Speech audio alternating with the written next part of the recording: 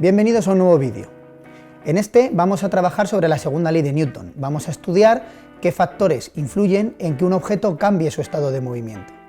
En vídeos anteriores, analizando la primera ley de Newton, vimos que si la fuerza neta o total que actuaba sobre un cuerpo era nula, este iba a mantener su estado de movimiento, es decir, si estaba en reposo, permanecía en reposo. Si se movía con velocidad constante, mantendría esa velocidad constante. Pero ¿qué ocurre ahora si sobre un objeto la fuerza neta no es cero, si realmente hay una fuerza que actúa en una cierta dirección? La segunda ley de Newton nos dice que va a cambiar su velocidad, va a sufrir una aceleración. Podemos plantear esta pequeña investigación o indagación a partir de una situación cotidiana.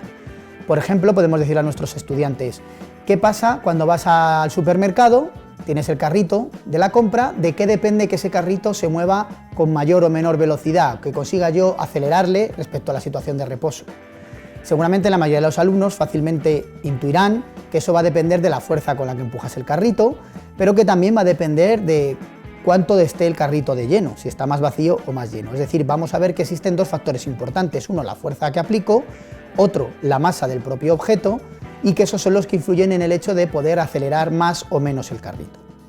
Para hacer la experiencia contamos aquí con un pequeño cochecito de juguete atado a un vaso y pues tengo aquí, por ejemplo, unos tornillos para hacer de peso. Lo que vamos a hacer entonces es poner, por ejemplo, un par de tornillos aquí y dejar colgar en la mesa el vaso.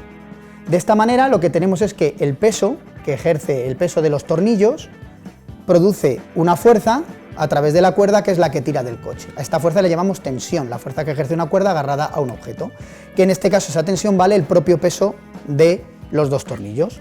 Vamos a ver entonces esta fuerza qué efecto produce sobre el estado de movimiento del cuerpo. Vemos que efectivamente pasa de estar en reposo a estar acelerado y que la aceleración, pues bueno, es intermedia, digamos. ¿Qué pasa si, por ejemplo, primero variamos la fuerza con la que empujamos nuestro carrito, la fuerza que actúa sobre el coche? Ponemos, por ejemplo, 3 tornillos más. Al aumentar el peso, aumenta la tensión, que es la fuerza que está empujando a este cochecito. Vamos a ver ahora el efecto. La aceleración claramente es mucho mayor. A mayor fuerza que actúa sobre el objeto, mayor aceleración.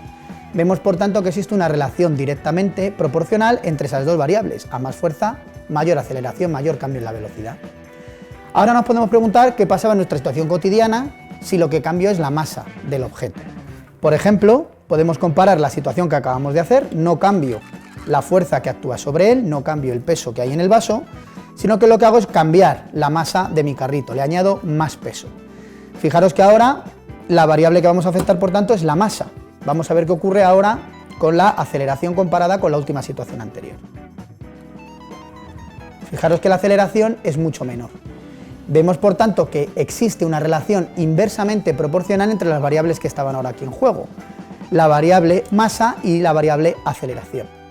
De esta manera los alumnos pueden intuir de manera experimental que efectivamente la segunda ley de Newton, fuerza igual a masa por aceleración, nos dice que a más fuerza más aceleración, pero a más masa menos aceleración.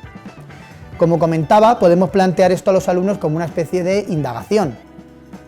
A partir de esa situación cotidiana podemos plantear el experimento, podemos plantear nuestras hipótesis, que hay una relación directa o inversa entre estas variables, la que el alumno considere oportuna, realizar el experimento y ver si efectivamente hay una relación directa o inversa y de ahí un poco, por tanto, deducir esa segunda ley de Newton.